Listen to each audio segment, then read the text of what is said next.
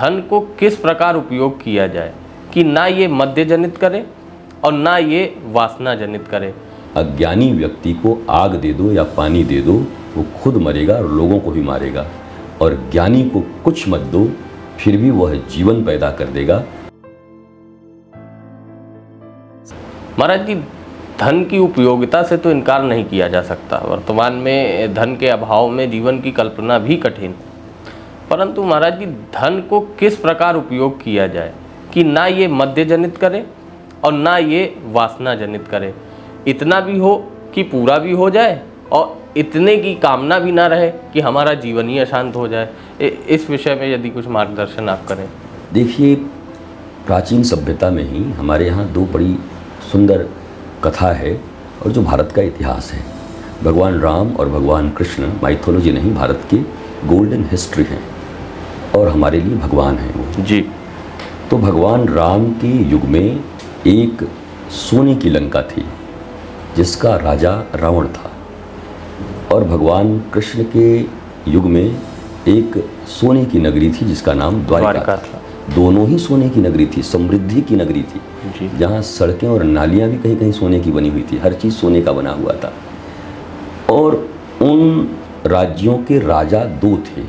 एक जगह हाहाकार, अत्याचार, अनाचार मचा हुआ था, खान पान रहन सहन की कोई मर्यादा नहीं थी, कोई किसी को मानने को राजी नहीं था, पर स्त्रियों का हरण किया जाता था, अपने भाई को लात मारकर भगाया जाता था।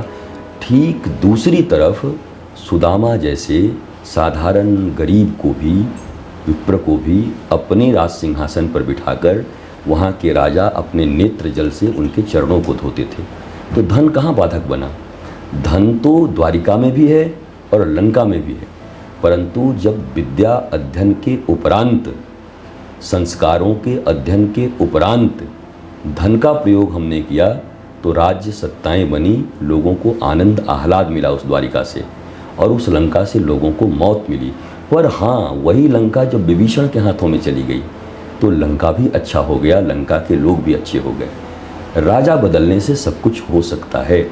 कहने का अर्थ है, अगर ये मस्तिष्क बदली, विद्या की परंपरा बदली, तो हम सब कुछ करने में समर्थ होंगे।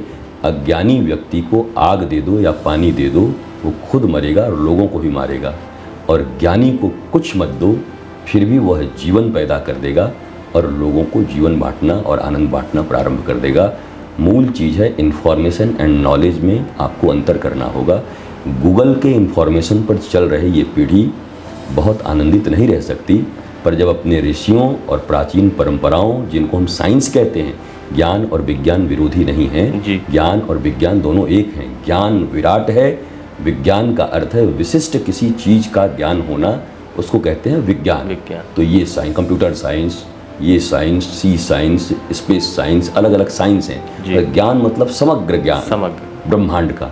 तो सिर्फ ज्ञान का खेल है, नॉलेज का। नॉलेज अगर सनातन संस्कृति के अनुरूप रही, रियल रही, तो वही धन हमें आनंद देगा, और नहीं तो वही धन हमें मार देगा। यही निश्चित है। तो पहला ज़रूरत है विद्या की, नॉलेज की, उसके लिए प्रयत्न करें। धन काफ़ी है हमारे भारत में, बस वो विद्या आ जाए हमारे पास, तो इसी से हम विश्व गुरु बन जाएंगे। गुरु जी, बहुत बहुत धन्यवाद आपके कीमती समय के लिए। और दर्शकों से भी यह अपील है कि जो भी यह चर्चा हुई है, इसे यथासंभव अपने जीवन में उतारने का प्रयास करें, और आप देखेंगे कि आपके जीवन की जो छोटी छोटी रोज़ाना की भी समस्याएं हैं, वो कितनी आसानी से दूर होती हैं। इसी के साथ आज का शो यहीं ख़त्म करते हैं। इसी तरह की और जानकारी और वीडियोस के लिए हमारे चैनल पर बने रहिए। धन्यवाद।